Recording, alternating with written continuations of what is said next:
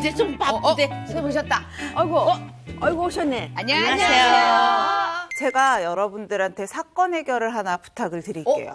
저희한테 의뢰를 하시는 겁니까? 네, 한번 우리 실력이 의뢰를 이제 드려볼게요. 소문이 났나 봐. 야, 네가 해보자. 팀장해라. 해보자. 수사팀장. 내가 수사팀장을 할 거야. 한 달 만에 사망에 이르게 된 그녀의 사연은 무엇일까?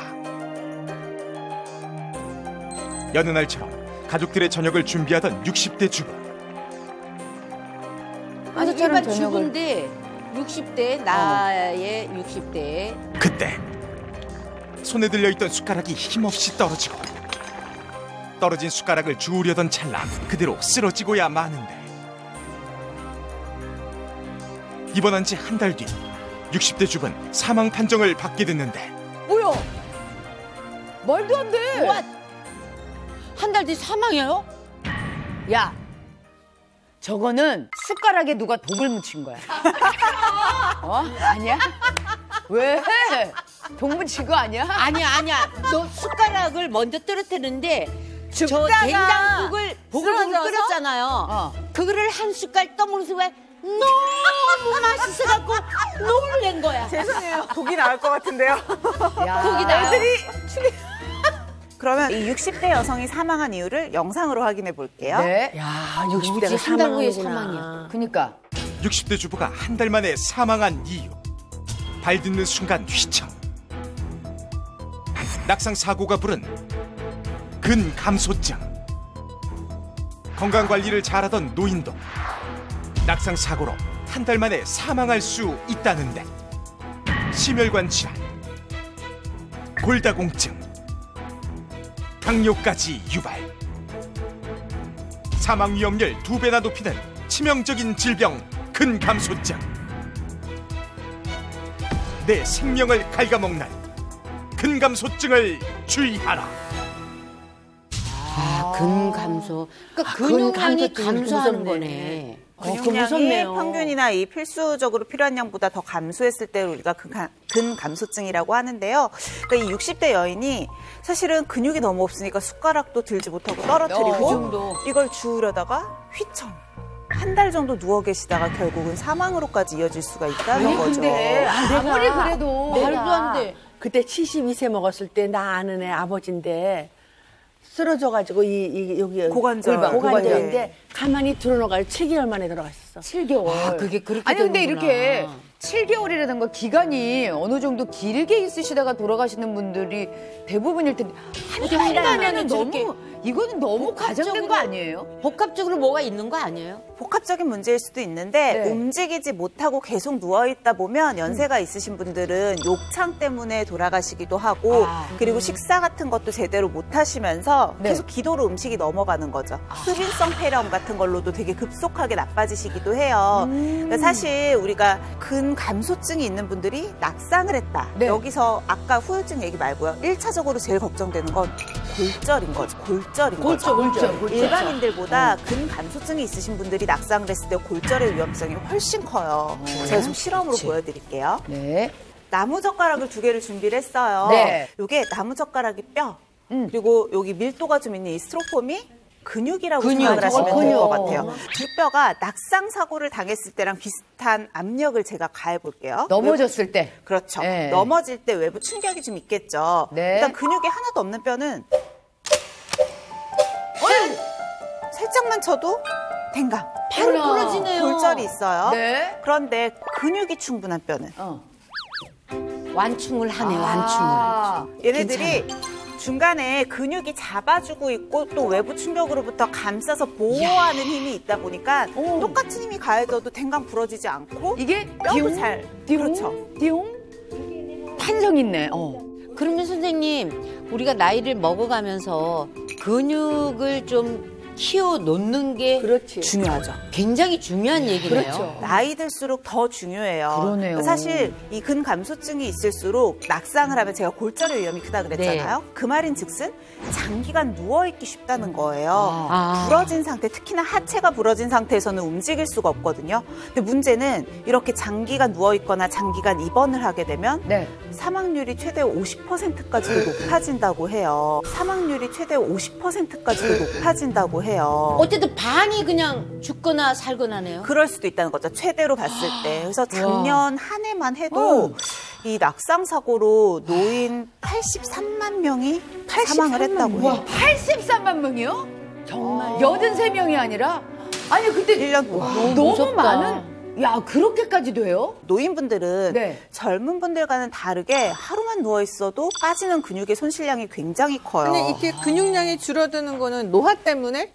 노화 때문에 또 있죠. 연령에 따른 근육 감소량인데 30세까지는 거의 절정이에요. 근데 이후로는 한 5%, 10% 10년 동안 이렇게 줄어들다가 40세 이후가 되면 거의 해마다 1% 정도씩 줄어든다고 거의 보시면 미끄럼틀이네요. 되는데 방금 전에 보신 표는 자연적으로 빠지는 근육량인 그렇죠. 거예요. 네. 내 노력이 부과된 게 아니고 그냥 내 생체적인 변화, 노화로 인한 변화 때문에 자연스럽게 줄어드느냐. 그러면 선생님, 근육이 특히 60대 이후 막 70대 가면 막 되게 많이 없어지는데 이유가 뭐예요? 굉장히 여러 가지가 있겠지만 제일 중요한 건 호르몬 변화 때문이에요. 아. 성호르몬, 성장호르몬 모두 관여를 하는데 네. 남녀를 통틀어서 설명을 드려야 되니까 성장호르몬의 감소에 대한 설명을 좀 드릴게요. 이제 성장호르몬이 아이들이 뼈가 자라는 데 있어서만 중요하다라고 생각하시는데 네. 근육의 성장에도 굉장히 중요해요. 근육 성장. 근육을 회복하고 재생시키는 것도 성장호르몬의 역할이거든요. 근데 나이가 들면 다른 호르몬들도 줄지만 성장 호르몬은 특히나 빠르게 줄어들어요. 그렇다 보니까 근육이 제대로 다시 성장을 한다거나 또는 손상된 근육이 회복을 한다거나 하는 게 이전만 못한 거죠. 그러니까 이전의 근육량을 유지는커녕 오히려 감소하게 되는 거예요. 서러워 죽겠네, 진짜. 진짜 서럽다 이거. 아, 진짜. 나이 한 살씩 먹는 것도 서러운데.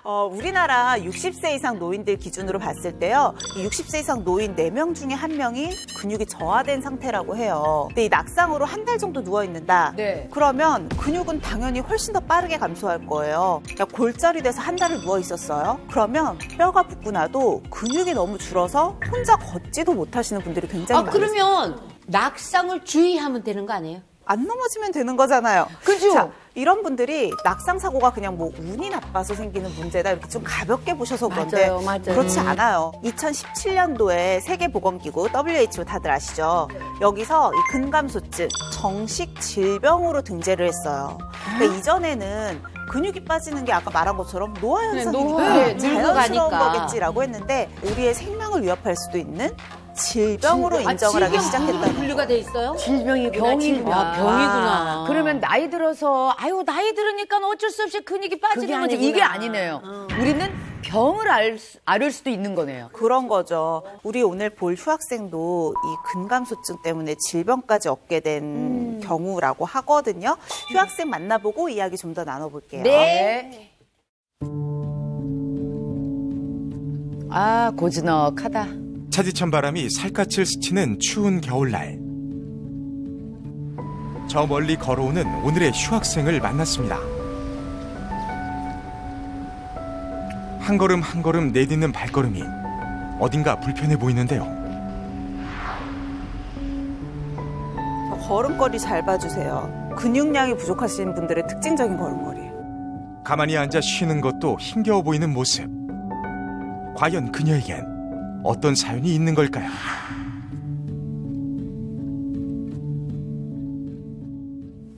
안녕하세요.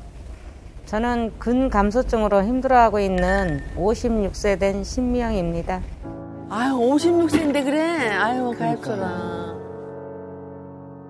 근감소증을 진단받은 후 힘든 나날을 보내고 있다는데요.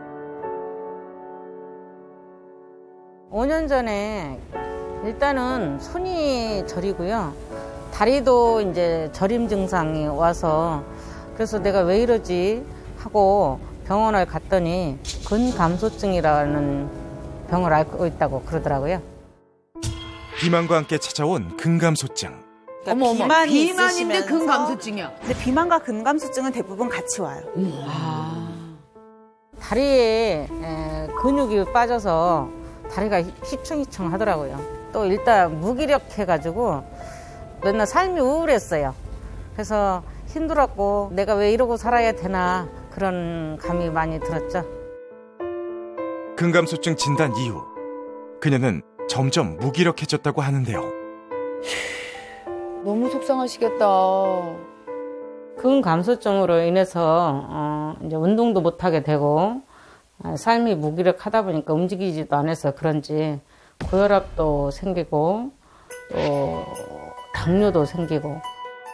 당뇨? 이젠 일상이 되어버린 혈당 체크. 수치는 어느 정도일까요? 에? 왜? 높게 나왔나요? 263. 264? 처음에는 뭐 근감소증만 있는 줄 알았고 당뇨는 생각도 안 했었는데 갈증이 나고 또 여기 안면 근육 쪽이 생기더라고요. 그래서 병원에 갔더니 그 당시 병원에 갔을 때는 300이 넘었어요. 그래가지고 지금은 조금 관리를 해도 아직 그게 당뇨가 안 잡혀요. 근감소증 진단 이후 생각지 못했던 당뇨 진단은 휴학생의 평범한 삶을 송두리째 바꿔버렸습니다. 네, 문제는 이분이 근감소증을 먼저 진단받고 이후에 당뇨 진단을 받았단 말이에요. 네. 사실은 근감소증이 이 당뇨를 불러왔을 수도 있다는 거예요. 그러니까요. 어떻게 해요? 우리 몸에서 근육은 굉장히 큰 부피를 차지하고 있는 장기인데 네. 이 근육이 하는 일 중에 하나가 우리가 먹은 음식 중에서 포도당이 나오잖아요. 이 포도당을 저장했다가 에너지원으로 태워내는 포도당의 창고이자 공장 같은 역할을 해요. 그러니까 에너지원으로 쓰지를 못하면 혈액중으로 계속 돌아다니면서 고혈당 상태가 되는 거고요. 그러면 이 혈당 수치를 줄이기 위해서 인슐린이 계속 나오다 결국은 당뇨로 갈 수밖에 없다는 거죠. 당뇨로 갈 수밖에 없다는 거죠. 그래서 실제로 이 근감소증 환자가 일반인보다 당뇨에 걸릴 확률이 3.9배나 높다고 해요. 3.9. 네. 거의 4배네요. 네네. 와, 이거 되게 높은 건데. 와. 휴학생의 일상은 어떨까요? 집안에서 걷는 것도 힘겨워 보이는데요. 다리야. 다리도 아파. 다리도 아프구나. 기운 없이 축 처진 모습. 쉬는 것조차 지치고 힘들단 휴학생. 심한 무기력증 때문일까요? 삶의 의욕도 없어졌다는데요. 삶에 낙이 없어. 하루 일과가 TV 보고 기운 없을 때는 소파에서도 그냥 잘 때도 있고 정말 이 근력 감소증으로 인해서 운동할 힘도 없으니까 저러면은 우울증까지 올 것 같아. 그럴 수도 있지. 더 무기력해지고 삶의 의욕도 없고 그리고 또 캔 같은 게 있을 때 그런 것도 따기가 힘들어서 남편이나 딸한테 따달라고 하고 그러니까 뭐든지 내 맘대로 안 되니까 힘들죠. 아니, 그러니까 근감소증이 오니까 이분께서 그냥 우울증도 이렇게 따라오는 것 동반할 같은 것 그런 같아요. 생각이 드네요. 지금 삶의 의욕도 없고 굉장히 기력도 무기력해지니까. 없으시잖아요. 포도당은 내 몸에서 에너지원으로 제일 많이 쓰이는 아이예요. 즉 근육이 부족하다는 건 에너지가 부족하다는 것과 같은 말이라고 보셔야 돼요. 그러니까 내가 꺼냈을 에너지가 없잖아요. 그러니까 당연히 뭘 해도 피곤하니까 만성 피로 오겠죠. 무기력해지겠죠. 그리고 포도당이 가장 많이 쓰이는 곳 중에 하나가 뇌예요. 뇌에서도 이 포도당이 부족해지게 되면 제대로 돌리질 못하면 집중력도 저하가 되죠. 그러니까 여러 가지 이런 우울감 같은 게 동반이 될 수밖에 없는 거예요. 그러니까 에너지를 저장하기도 힘들고 꺼내서 쓰기도 필요할 때 힘들어. 꺼냈을 수도 없고. 누구셔? 딸인가 보다. 도와주러. 주방에서 무얼 하려는 걸까요? 뭐 만드시려나 음식 보네. 해주시려나 보다. 아, 저는 딸이에요. 저 어머니 드리러 식사하시라고 죽 좀 만들고 있었어요. 근감소증으로 몸이 불편한 휴학생을 위해 아침을 준비한다는데요. 영양과 정성으로 차려낸 아침상. 엄마 식사하세요. 딸이 만들어준 죽을 먹기 시작합니다.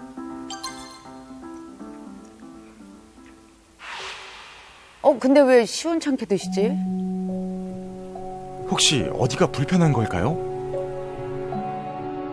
왜 맛있게 좀 드시지. 죽이라서 싫은가? 조금씩 천천히 죽을 먹는 휴학생.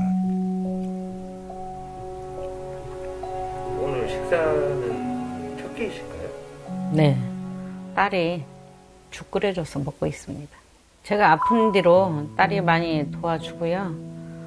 다른 것도 많이 못 먹으니까 뭐 죽도 끓여주고 또 뭐 샌드위치도 해주라고 먹으라고 하는데 또 당뇨가 걱정이 되니까 잘 먹지는 못해요. 당뇨인데 왜 흰쌀죽을 저런 걸 죽을 먹기 먹이지? 문제점? 그쵸. 좀 어머님을 위해서 따님이 효심을 발휘해서 예쁘게 이렇게 상을 차려준 건 너무너무 칭찬할 일인데 첫 끼니까 속 좀 부대껴 이러면서 죽으로 네, 첫 네, 끼니를 네. 때우시는 분들이 상당히 네. 계신데 휴학생이 이렇게 공복으로 첫 끼를 죽으로 먹는 건 당뇨 환자의 경우에는 좋지 않은 습관이에요. 왜요? 당뇨. 왜요? 자, 그러니까 정상인이신 분들은 당연히 아침으로 속이 안 좋으시면 죽 드실 수 있죠. 근데 당뇨가 있으신 분들은 그러니까 우리가 현미밥이 흰쌀밥보다 더 낫다라고 하는 이유가 혈당을 천천히 올리기 때문이에요. 네, 그걸 네. 우리가 GI 지수라고 얘기를 하죠. 네, 당지수. 근데 죽은 이걸 한 번 더 가공해서 흡수가 더 잘 되게 잘 되게 만들었죠. 쪼개놨으니까. 혈당 지수가 92.5까지 올라요. 92.5까지 올라요. 그렇게 올라가요? 당뇨 환자 있으신 분들은 절대 안 혈당이 되겠네. 너무 빠르게 올라가면 안 된다고 말씀드렸잖아요. 그래서 그렇구나. 죽은 혈당을 빠르게 오르게 하는구나. 특히나 공복에 먹으면 흡수가 더 빠르거든요. 그래서 휴학생은 좀 피하시는 게 좋겠죠. 아이고, 그래야 되겠네. 갑자기 자리에서 일어나 어디론가 가는 듯한데요. 또 화장실도 저렇게 자주 가는구나 또. 이후에도 화장실을 들락날락하길 여러 번. 왜 이렇게 화장실을 자주 가시지?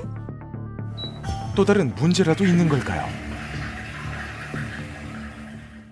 당뇨로 인해서 그런지 방광염도 왔고 또 급류라는 것도 생겨가지고 어머. 급료. 어떤 때는 2시간에 한 번, 어떤 때는 1시간에 한 번 정도도 가고 또 어디 갔다 가도 엘리베이터 탔다 하면은 소변이 마려서 막 다리를 비비 꼬고 오고 어떤 때는 뭐 지퍼를 열다가 좀 늦게 열리면은 팬티에다가도 소변을 쌓는 경우도 있었어요. 어머나. 이게 왜 왔는가? 그러는 생각도 많이 들었죠. 근감소증이 오면 모든 근육이 다 줄어들고 근력이 다 약해진다고 했죠. 팔다리뿐만 아니라 거기 그도 그럼요. 근육이니까. 그래서 요실금이나 변실금 같은 것들을 요실금. 호소하시는 경우도 맞아, 많은 맞아. 거죠. 이렇게 살 수는 없잖아요. 빨리 힘이 생겨서 운동도 좀 하고 빨리 극복을 해서 건강한 몸으로 찾아서 남편하고 딸한테 걱정 안 끼쳤으면 좋겠습니다. 휴학생은 예전처럼 건강한 모습으로 평범한 삶을 되찾을 수 있을까요? 휴학생의 건강 회복을 기원합니다. 빨리 건강 회복했으면 그래, 좋겠다. 빨리. 당뇨가 없다고 해도요. 네. 단순히 근육량만 줄어들어도 혈관 질환의 위험성은 76%나 높아지게 돼요. 76%나 높아지게 돼요.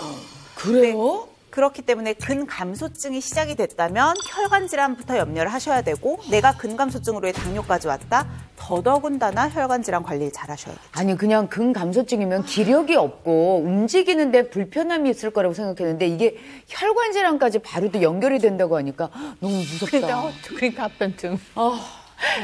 더 무서운 건 근감소증이 있잖아요. 네. 그러면 이런 질환들이 생기는 것도 무서운데 네.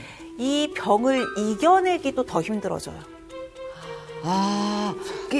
그러니까는 사람이 기력이 없으면 그런 것처럼 이게 뭘가 싸울 게 있어야 되는데 방어할 수 있는 능력이 없어지는 방어할 거죠. 수 있는 게 없으니까는 싸우지를 못하는 거네요. 가장 큰 문제는 심장 기능까지 약해진다는 거예요. 거기도 근육이니까. 심장이 제일 중요한 근육이잖아요. 여기는 심근. 우리가 자고 있어도 움직여야 되는데. 그렇죠. 사지가 멀쩡한 데가 없어. 어머.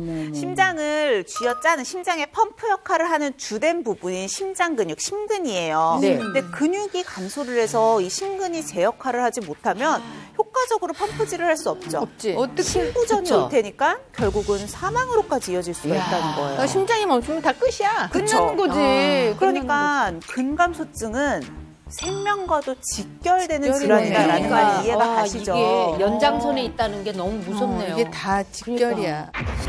멀쩡한 노인도 한 달 만에 사망케 하는 낙상 사고. 작은 상처에도 신체를 절단하게 만드는 당뇨. 이 모든 질병을 유발한 건 노화 현상이라 여겼던 근감소증. 겨울철 더 악화되는 관절염. 나도 모르게 새어나오는 유실감. 가슴이 답답해지는 호흡장애.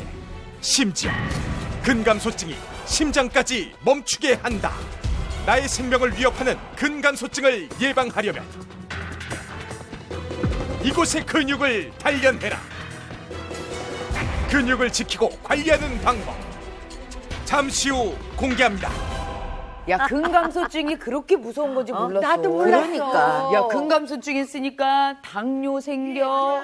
거기다가 무슨 뭐 또 결국은 심혈관절, 암까지. 아니 근데 사망. 운동을 안 해야 할 곳이 없네. 아니 이렇게 하면 되지. 운동을 다 해야 돼. 아니, 다 해야 돼. 전신 운동 해야지. 전신 운동을 하면 되는 전신 거지. 운동 이렇게 다 해. 선생님 오신다. 남자 스님이시다. 안녕하세요. 오늘 특별 수업을 맡은 애니멀 운동 트레이너 김민건이라고 합니다. 애니멀? 잠깐만요. 저희는 동물이 아니거든요. 아니 여보세요. 강아지나 뭐 피플이에요, 고양이 피플. 동물? 아니 피플, 동물들도 뭐야, 운동을 뭐야. 한다고 얘긴 들었는데 저희는 사람인데 저희가 애니멀. 그래서 우리가 동물의 움직임을 묘사한 애니멀 운동을 또 해볼 거예요. 그걸 저희가 따라하는 거예요. 그거를 우리가 같이 해볼 건데 네. 사람이 이제 두 발로 걷잖아요. 네. 그러면서 우리가 척추나 골격에 의존해서 많이 걷기 때문에 우리가 빠르게 근감소가 생길 수가 있어요. 오케이. 나 알았어. 이렇게 걸어내는 거야, 이렇게. 아니 선생님이 가르쳐 주지도 않았는데 동물같이 걸어야 되니까 강아지같이 걸어야 돼. 대충 비슷한 것 같아요. 네. 네, 너무 좋아요. 그래서 우리가 동물의 움직임은 방금 우리 용녀 학생이 하셨던 것처럼 우리 네 발로 걷잖아요. 네. 그래서 하체 근력뿐만 아니라 상체 근력, 호흡 근력, 더 튼튼한 몸을 만들 수 있거든요. 제가 오늘 준비한 운동, 애니멀 운동 중에서 송충이 운동법이 있어요. 송충이 운동법이 있어요. 아니 선생님. 아니 근육 좋은 애들이 얼마나 많아. 사자도 있고 고릴라도 있고 근육 좋은 애들 많잖아. 왜 송충이야? 우리가 집에서 가볍게 할 수 있는 운동들이에요. 자, 어떻게 하냐면 자, 어렵지 않고요. 네. 그냥 바닥에 앉아서 상체를 세우고 네, 세워. 배에 힘을 주고 네. 배에 힘을 주고 무릎을 세운 상태에서 네. 무릎을 잡아줘요. 네. 근데 여기서 포인트가 무릎이 벌어지면 안 돼요. 네. 무릎이 벌어지지 않게 잡아주는 힘은 허벅지 안쪽 힘이죠. 네, 그 힘이고 그리고 무릎 딱 잡아주고 네. 발 뒤꿈치로 얘를 당기면서 걷는 거예요. 아. 송충이가 움직이는 것처럼 이렇게 앞으로 5번 했죠. 가장 중요한 포인트가 발 뒤꿈치로 네. 당겨주는 거예요. 그래야지 하체뿐만 뒤로 갈 아니라 땐 밀어주고. 뒤로 갈 수도 있죠. 근데 뒤로 가는 건 조금 어려우니까 뒤로는 힘들겠다. 지금은 이렇게 가고 당기는 뒤로 것만. 가는 거. 뒤로 가는 거 밀어주면 되잖아. 뒤로 가는 거는 이렇게 밀어줘야지. 얘가 조금 어려워요. 바닥이 미끄러우면 어려울 수 있어요. 발 뒤꿈치로 당겨주세요. 당기면서 앞으로 가보세요. 야 이거 무슨 조정 경기 하는 것 같아. 되게 힘들어 이거. 은근히 운동 많이 되죠. 이게 운동이 되겠구나. 야 허리 피고 자연스럽게 배에도 힘이 들어가고. 와 이거. 야 이거 이렇게. 자, 이러면서 재밌게 하려면 서로 경주를 하면 돼요. 그래? 그래? 오셔서 저랑 하이터치. 레디 고! 자, 저랑 손뼉. 빨리 와. 야 허리 펴야 돼. 허리 펴야 돼. 허리 펴야 돼요. 1등 누구야? 1등 누구? 와! 야 내가 초록색 조금 아팠다. 1등. 요 옆쪽 라인이 엄청 당기는데요. 네, 여기 그쵸. 무릎 여기 종아리까지. 그래서 하체 근력을 단련시키는데 굉장히 좋고 뿐만 아니라 우리 종아리인데 네. 이 종아리 같은 경우는 우리 심장에서 혈액을 내려보내잖아요. 네. 그럼 내려보냈다가 종아리 힘으로 다시 끌어올리죠. 올려주죠. 네. 그래서 이 종아리 근력이 약하면 종아리 힘이 약하면 심장으로 혈액을 올려주는데 굉장히 혈액순환이 어려울 수가 있어요. 그래서 심장이 부담스러울 수가 있지만 네. 이 종아리 근력을 단련시켜주면 어떻게 해요? 심장의 부담도 적어지고 펌프. 혈액순환도 좋아지고. 네, 여기 펌핑, 네. 펌핑 효과. 그래서 이 운동을 하시면 네. 당뇨로 높아진 혈압도 안정을 찾을 수가 있어요. 굉장히 좋죠. 일명 송충이 운동. 자, 이번에는 근력을 향상시킬 수 있는 마사지를 배울 거예요. 마사지 하는데 왜 선생님 잔을 다 돌리셨어요? 근데 이게 뭐예요? 소주잔 우리 제가 마시는 게 아니라 네. 이 소주잔을 이용해서 우리 마사지를 할 거예요. 어디요?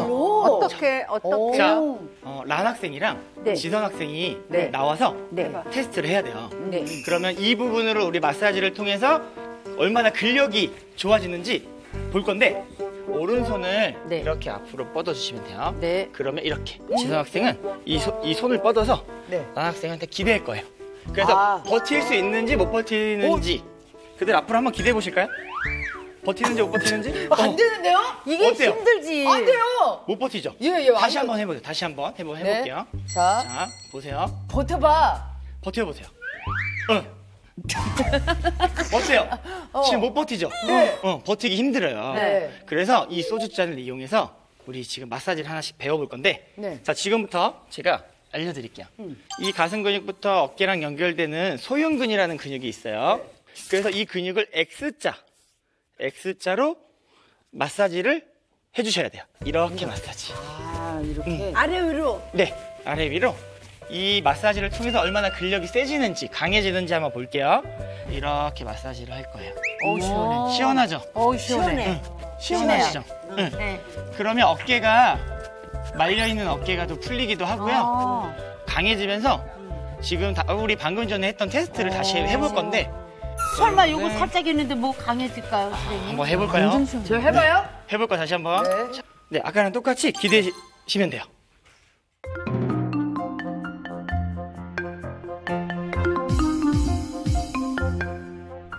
버텨볼게요. 어때요? 우와, 이거 어때요? 엄청 무거워. 우와, 어머. 야, 어때요? 아까 그 사람 맞아? 좋아졌죠? 아니, 요거 했는데. 네, 이거 했는데.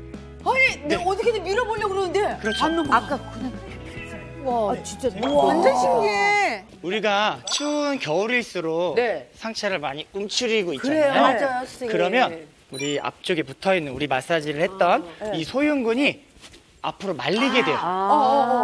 그럼 앞으로 말리게 되면 제대로 된 힘을 사용할 수가 없겠죠. 이때는 우리 마사지를 통해서 굳어있는 이 소흉근을 이완시켜주면서 근력을 다시 제 상태로. 감사합니다.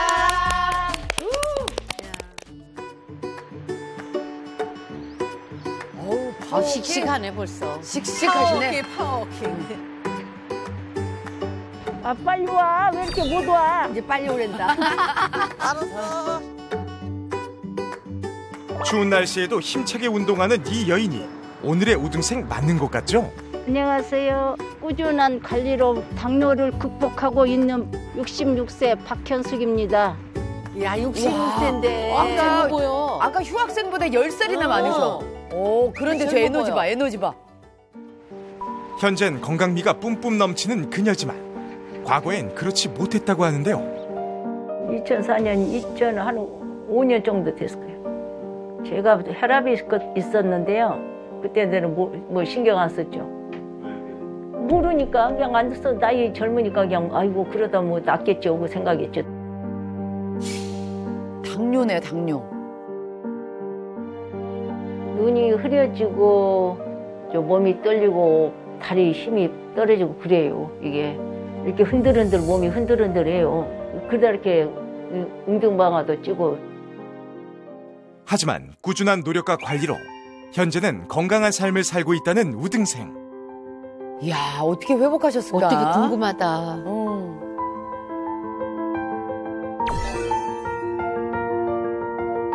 현재 우등생의 공복 혈당을 확인해봤습니다. 나이보다 굉장히 젊어 보이셔. 그 결과 그렇지. 94. 굉장히 관리 잘하신다. 진짜 건강하시네. 아니, 당뇨를 앓으셨던 분인데 저렇게 당 관리가 잘 되시는 거야? 본인이 해야 돼. 이야, 열심히. 우등생의 일상을 지켜볼까요? 운동하러 가시나 보다. 운동하기 전에 뭘 하시나 보다. 아, 몸무게? 체중. 오, 괜찮네. 어머, 허리둘레도 되죠? 외출 준비하다 말고 허리둘레는 왜 재는 거죠? 오, 잘 됐구나. 괜찮네. 나갔다 들어갔다 할 때 재보면은 재보려고 현관문앞에 놔뒀어요. 체격이 너무 불어나도 안 좋고 너무 또 말라도 안 좋고 유지를 해야 돼요. 그래야 당뇨에도 그게 영향이 가지 않게. 아니 근데 매일 저렇게 체중을 재고 허리둘레 재는 거 저 좀 많이 번거로우실 텐데. 여기 몸무게는 그렇게 중요하지 않다고 생각해요. 왜냐하면 근육이 생기면은요 몸무게는 그대로 더 늘어나지. 그냥 또 어떻게 되면 더 늘어날 수가 있어요. 그러나 허리둘레라든지 이런 거는 대대적으로 그러니까 중요하고. 좋은 팁이네. 그래서 중년 이유가 되면 체중보다는 지금 우리 우등생처럼 허리둘레를 재는 건 굉장히 좋은 방법이고요. 그러니까 허리둘레를 제가 재라. 근감소증이 오게 되면 같이 동반이 되는 것 중에 하나가 내장 지방이 쌓이는 내장 비만이 올 수 있다라고 했어요. 근데 내장 비만이 그대로 방치를 해버리고 계속 이렇게 올챙이 베인 상태로 있다. 그러면 결국은 이 내장 지방이 근육이 포도당을 이용하는 걸 방해하거든요. 그렇죠. 그리고 간에서 또 포도당이 생성이 되도록 더 도와주다 보니까 인슐린 저항성이 악화되는 거예요. 인슐린 저항성이 높으면 췌장에서 인슐린을 열심히 분비해도 인슐린이 기능을 못하니까 췌장은 인슐린을 더 만들어내야 돼서 지치게 되고요. 인슐린이 제 기능을 못한다는 건 뭐냐면 혈당 안에, 혈액 안에는 혈당이 충분히 있어요. 포도당이 충분히 있는데 근육으로 그걸 넣어주지를 못하는 거예요. 그러니까 고혈당 상태인데 근육은 힘을 못 쓰고 그리고 간에서는 계속 그러면 포도당을 더 만들어내서 근육에다 어떻게든 넣어주려고 하는데 얘네들은 역시 혈액 안으로만 있지 세포 속으로 들어갈 수가 없는 거예요. 당뇨가 더 심해지겠네요. 그렇죠. 당뇨가 더 심해질 뿐만 아니라 심지어 이 인슐린 저항성은 정신건강에까지도 악영향을 줄 수 있다는 연구가 있거든요. 한 연구에 따르면 인슐린 저항성이 높을수록 우울증에 걸릴 확률이 최대 2배 이상 높아진다고 해요. 차이가 꽤 많이 나요. 몸도, 마음도, 정신도 다 힘들어지게 이게 힘들어지는 거야. 지치는 거야. 지치는 거. 인생이. 그래서 단순히 이렇게 체중만 재시는 게 아니라 허리둘레까지 재셔야지 우리가 내장 지방의 양을 대충 체크할 수 있잖아요. 거의 줄자를 뭐 이렇게 써본 적이 없는데 꼭 해야 될 것 같네요. 줄자 사자, 가장 줄자. 간편하게 내장 지방량을 확인할 수 있는 방법은 허리둘레 재시는 거예요. 알겠습니다. 알겠습니다. 공원으로 나온 우등생, 본격적으로 운동을 시작합니다. 매일 빠뜨리지 않고 최소 30분씩 이렇게 힘차게 걷기 운동을 한다는데요. 이게 한두 번 운동해본 솜씨가 아니죠. 그럼, 걷는 그럼. 게. 예. 씩씩해. 신발을 벗으시네. 아줌마들은 아무 데서나 저렇게 신발 벗으신다? 아니야, 운동하네. 아, 운동하시는 거예요? 아우, 시원하다. 뒤꿈치가. 다리도 시원하고 피로가 풀려보냈어. 이게 우등생의 걷기 운동 마무리라는데요. 대체 뭘 하시는 거죠? 딱따구리 운동을 하고 있어요. 피곤을 싹 풀리고 다리도 좋아지고 혈액순환도 잘 되고요. 당뇨 있는 사람은 발이 중요하죠. 당뇨 있으신 분들이 굉장히 무서워하는 합병증 중에 하나가 당뇨발. 당뇨발이 그 발이 한번 상처가 작게 나면 회복이 되지 않고 괴사되고 썩는 병이잖아요. 그게 혈액순환이 제대로 되지 않기 때문에 그래요. 근데 문제는 그러니까 당뇨가 있으신 분들은 상처 치유가 잘 되지 않아서 원래도 당뇨발이 생길 위험성이 높은데 근감소증까지 있다. 종아리 근육이 일을 못 하잖아요. 그쵸. 그러면 다리가 더 많이 붓고 그렇죠. 하체 순환 장애도 훨씬 더 심해지게 돼서 당뇨발이 생길 위험성이 더 높아지거든요. 그럴 때 이렇게 혈액순환에 도움이 되는 딱따구리 뭐 운동이나 그러니까 발박수 친다거나 내지는 마사지를 해주는 것 이런 것들이 순환을 예방을 해주니까 당뇨발 예방에 도움이 될 수 있고요.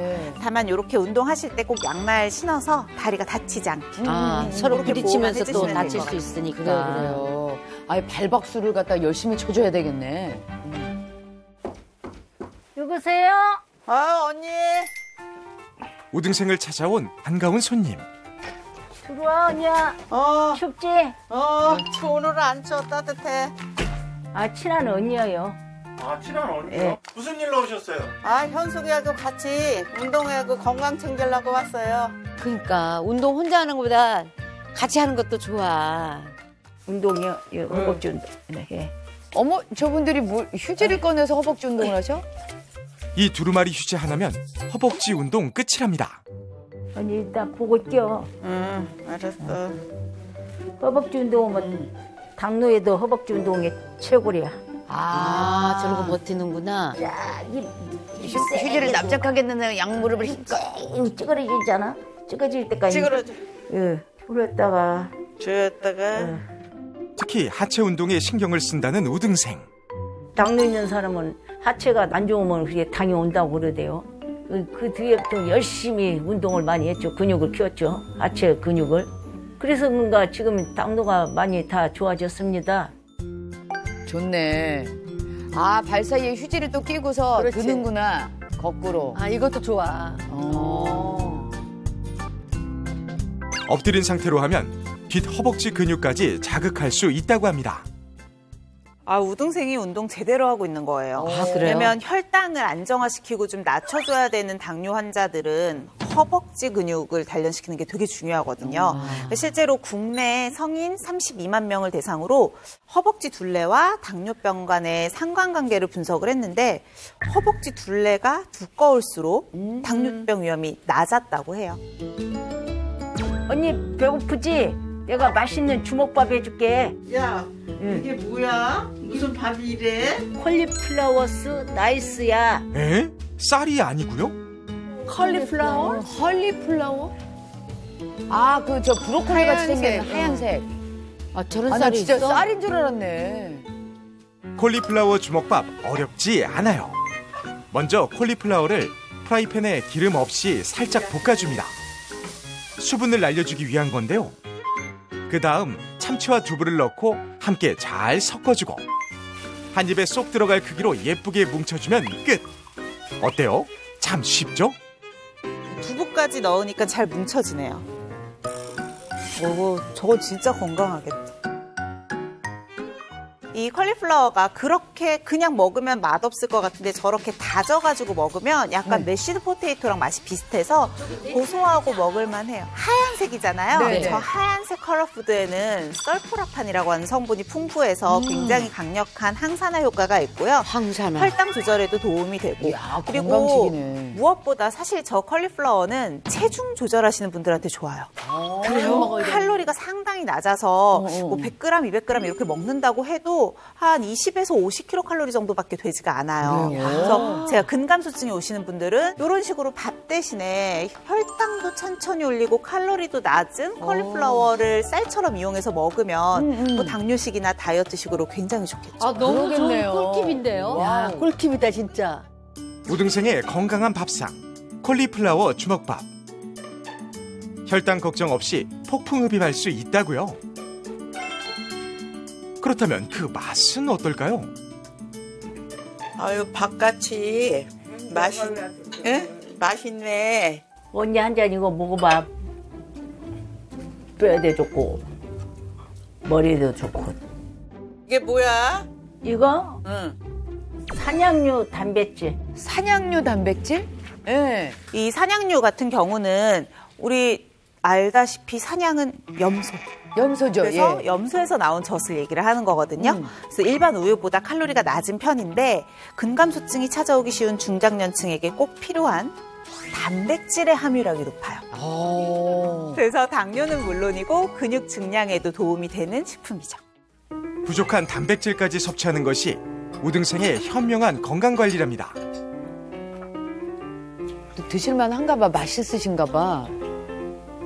고소하지. 예전에 저 근육 때문에 고생이 많았잖아. 지금 요즘에는 이 단백질 꾸준히 챙겨 먹고 있어. 근육이 많이 좋아졌어. 마지막으로 우등생이 꼭 하고 싶은 말이 있다는데요. 이미 당뇨 걸렸던 사람도 열심히 관리하고 운동하면은 저처럼 건강해집니다. 저기 낙심 말고 열심히 관리하세요. 화이팅! 화이팅! 열심히 관리하세요. 벌써 뭐 의지라든가 아주 꾸준히 이런 게 관리를 너무 정말 좋으시네요. 잘하셨네요. 에너지가. 아니 관리는 정말 100점 드리고 싶어. 당뇨 있으신 분들은 보통 혈당 관리만 신경 쓰시는 경우가 많은데 혈당 관리에서만 그치는 게 아니고 근감소증에 대한 생각까지도 하시고 맞아. 열심히 운동까지 같이 하시는 걸로 봐서는 진짜 마음이 놓여요. 잘하고 계시는 것 같아요. 근데 많은 분들께서 이제 연세가 드시면 고기 소화 안 된다. 그래서 단백질 섭취하는데 좀 어려움을 많이 느끼시긴 하더라고요. 문제는 노년층의 60%가 단백질 결핍 상태래요. 60%가요? 그러면 넘어요. 우리 중에 전부 우리 3명은 다 그렇다는 거잖아요. 나도 요새 그래서 고기 좀 잘 안 먹거든요. 소화가 조금, 위가 조금 안 좋아서. 그랬더니 기력이 좀 딸리긴 딸려. 근데 나는 사실 헬스해졌어. 헬스해졌지. 나는 단백질은 먹어. 저도 먹어요. 저는 무조건 밥은 안 먹고 단백질은 먹어야 돼요. 단백질을 그냥 고기나 우유, 그 두부를 많이 먹는 편인데. 나 고기 먹어야 돼. 제가 이런 얘기하면 다들 그러세요. 나는 챙겨 먹어. 난 단백질 잘 먹어. 근데 실제로 그런지는 조금 더 자세히 들여다봐야 돼요. 아, 그래요? 네. 왜냐하면 이 탄수화물이나 지방 같은 경우는 내가 하루 정도 많이 먹잖아요. 그럼 체내에 좀 축적이 되죠. 그리고 일주일 정도는 쓸 수 있도록 하고 이후에 지방으로 바뀌어요. 근데 단백질은 이렇게 축적되는 과정이 없어요. 아, 그냥 그때뿐이야? 필요한 양만큼만 흡수되고 또 쓰이지 못한 것들은 나가요. 그렇다 보니까 지속적으로 해줘야 되네. 매일매일 매 끼니 필요한 양의 단백질을 섭취해야 되는데 그건 정말 쉽지 않거든요. 제가 필요한 양을 설명을 드릴게요. 이제 건강한 성인 기준이에요. 몸무게, 내 몸무게 1kg당 0.8에서 1.2g을 섭취하라고 해요. 이거는 나이나 뭐 운동량이나 이런 것 따라 달라지는데 그게 평균 1g이라고 생각하면 되네. 그렇지. 50g이네. 보통은 그 정도 되는데요. 근데 문제는 65세 이상 노인분들은 몸무게 1kg당 1에서 1.5g 정도 섭취하라고 해요. 그럼 내 나이 되면 얼만큼 마셔야 돼? 우리 용녀 친구가 60 한 2kg 돼? 64당. 그러면 64면은 한 65에서 한 80g 정도 이제 드시면 좋아요. 80g. 우리 용녀 친구한테 밀어주자, 단백질을 좀. 먹어야 되네. 우리 용녀 학생이 그냥 간단하게 따져서 한 60g 정도 단백질 먹어야 된다라고 하면 고기 얼마나 먹어야 될까요? 60g. 말도 못하죠. 말도 못하죠. 자, 하루에 50g의 단백질을 섭취하시려면 요 정도 나옵니다. 우와! 달걀이 지금 몇 개예요?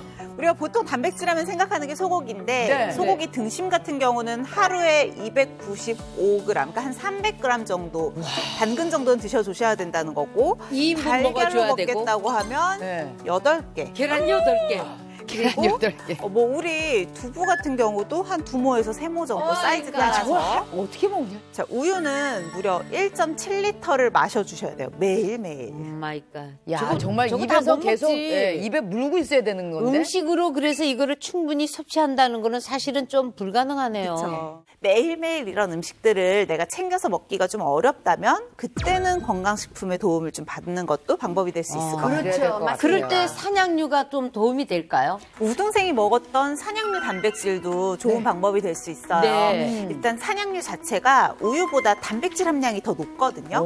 100g 기준으로 봤을 때 우유는 단백질이 3.2g 들어있고요. 모유가 1.2g. 근데 산양류는 3.6g이 들어있어요. 그러니까 좋다고 알려진 모유보다도 3배나 더 양이 많은 거죠. 그러네요. 이 단백질 함량이 이렇게 높다는 건 그만큼 근육을 생성해서 혈당 조절을 하는 데도 유리할 수 있다는 뜻이에요. 실제로 쥐를 대상으로 실험을 했는데요. 비만한 쥐에게 16주 동안 산양류로 공급을 했더니 공복 혈당 그리고 혈청 인슐린 수치가 모두 감소했다고 해요.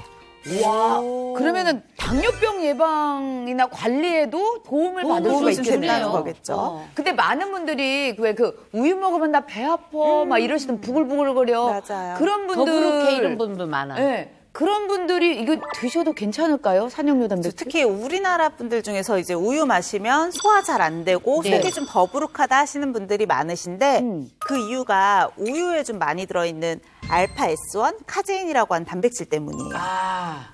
이 알파 S1 카제인 단백질 같은 경우는 우리가 음식 먹으면 제일 먼저 위로 들어가죠. 여기서 나오는 이 위산에 되게 잘 응고가 돼요. 그러니까 잘 뭉치는 거예요. 그러니까 소화가 잘 되지 않고 속이 더부룩하겠죠. 하지만 산양류에 있는 단백질은 모유와 굉장히 구조가 유사해서 소화 흡수가 좀 더 잘 되는 베타카제인 성분으로 돼 있어요. 이 베타카제인은 모유의 주요 단백질 성분 중에 하나거든요. 그래서 그 알파-S1 카제인에 비해서 이렇게 잘 엉겨붙지 않는 특징이 있어서 소화가 좀 더 잘 돼요. 그래서 제가 우유랑 산양유를 이렇게 준비를 해봤어요. 그리고 실제로 내 몸에 있는 위산은 산성이니까 식초를 위산을 대신 해볼게요. 그래서 자, 왼쪽이 우유고요. 이번에 먹는 게 산양유예요. 자, 이렇게 먹고 식초를 좀 부어볼게요. 이쪽에도 똑같이 식초를 좀 부어볼게요. 하면 시간이 좀 지나서 소화가 막 된다. 위에 좀 머물러 있겠죠.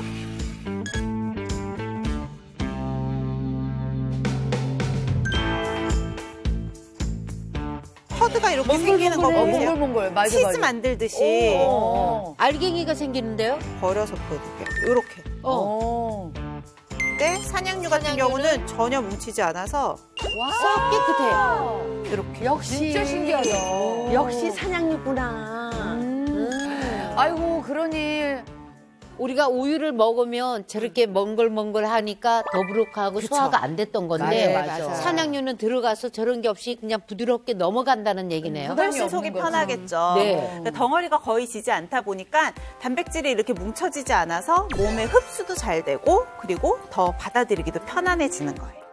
그럼 선생님이 근감소증이 그 당뇨다 이렇게 뭐뿐이 아니라 혈관 질환까지도 이제 온다고 그랬잖아요. 그러면 산양유 단백질이 그것도 좀 도움을 줄 수 있을까요? 산양유 단백질은 우유보다 중세지방산이라는 게 2배나 더 많거든요. 아, 그래요? 뭔 중세지방이 뭐야 이 또. 중세지방산이 고대 중세를 말하는 거예요? 중쇠지방산이 심내혈관 질환을 예방해주는 효과가 있어요. 심내혈관에.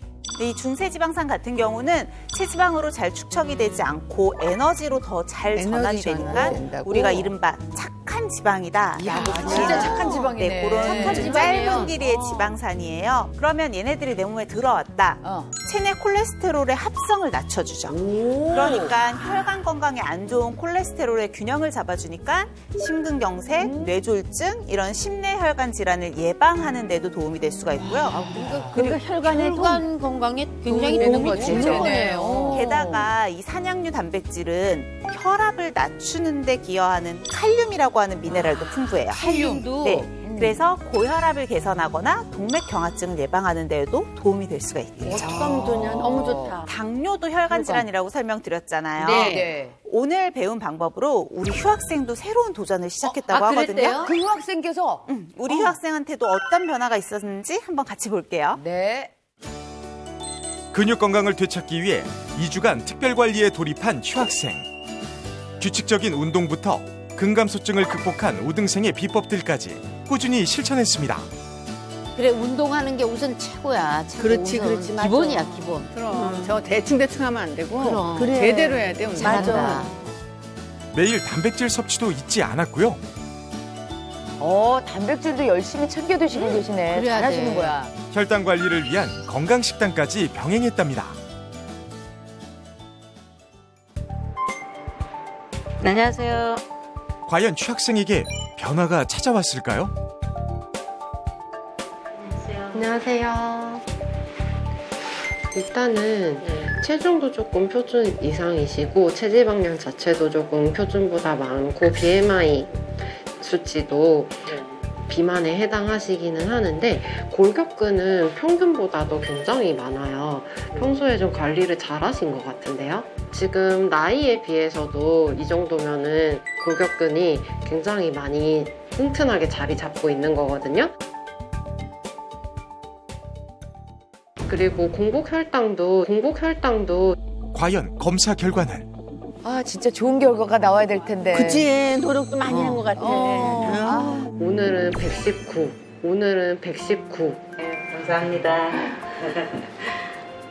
이전과 확연한 차이를 보이는 공복혈당 수치.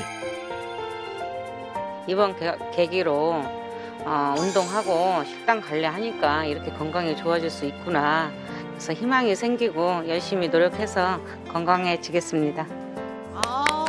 걱정했는데 정말 잘나서 다행이다, 다행. 저러면 엄청 좋아지는 거야. 꾸준히만 하면. 그렇지. 그래. 사실 2주 노력했는데 저렇게 성과가 좋아진다는 거는 벌써 앞으로도 쫙 나간다는 거지 뭐. 이대로만 계속 하시면 진짜 좋은 건강한 삶으로 다시 회복되실 수 있을 것 같아요. 우리가 지금 이 산양류 단백질을 배우고 있었잖아요. 네. 산양류 단백질은 모유에도 함유되어 있는 성분인 뉴클레오타이드가 풍부하게 함유가 돼 있어요. 이 뉴클레오타이드 이름은 어려운데 이게 우리가 많이 들어본 DNA, RNA의 N자가 바로 이 뉴클레오타이드예요. 그래서 전반적으로 내 몸의 신진대사를 활성화시켜주는 성분이죠. 그래서 면역력에 도움이 될 뿐만 아니라 노화를 막는 데도 도움이 된다는 최근 연구들이 좀 나오고 있어요. 거기다가 산양류는 단백질만 풍부한 게 아니겠죠. 칼슘, 비타민 D와 같은 무기질이나 비타민도 풍부하거든요. 그래서 뼈 건강을 지키는 데도 도움이 될 수가 있어요. 실제로 쥐를 대상으로 일부러 난소를 절제해서 폐경을 유도한 거예요. 쥐도 사람이랑 똑같이 폐경을 유도하면 골밀도가 원래 떨어져야 되거든요. 네네. 근데 이렇게 폐경을 유도한 쥐에게 산양류를 먹였더니 요추의 골밀도 그리고 대퇴골의 골질 함량이 오히려 높아졌다는 연구도 있었어요. 오. 선생님, 산양류 단백질을 섭취할 때 뭐 주의해야 될 건 없어요? 그렇죠. 일단 앞서서 설명드린 것처럼 단백질은 체내에 축적이 되지 않으니까 한 번에 과량을 먹는 게 아니라 꾸준히 섭취를 하시는 게 굉장히 중요하고요. 꾸준히, 예. 그리고 또 건강을 위해서 제품의 형태로 먹는다고 하면 식약처에서 그 기능성을 인정받은 제품을 섭취하시는 게 안전하겠죠. 그렇죠. 그리고 신장 기능이 안 좋으신 분들은 단백질을 너무 과량 섭취하면 이 대사에 무리가 될 수 있거든요. 신장이 그 대사 과정에 관여를 하는 장기이기 때문에 신장 질환이 있다거나 좀 건강이 안 좋으신 분들은 주치의와 상의 후에 섭취량을 결정하시는 게 좋을 것 같아요. 알겠습니다. 알겠습니다. 근육이 이렇게 우리 몸에서 다양한 역할을 하는지는 전 진짜 몰라요. 정말. 그래서 우리가 진짜 이 근육을 이렇게 꾸준하게 그 관리하고 키우는 습관을 좀 들여야 되는데 오늘 너무 유익한 시간이었던 것 같아요. 맞아요. 다행이에요. 네. 감사합니다. 야, 근육.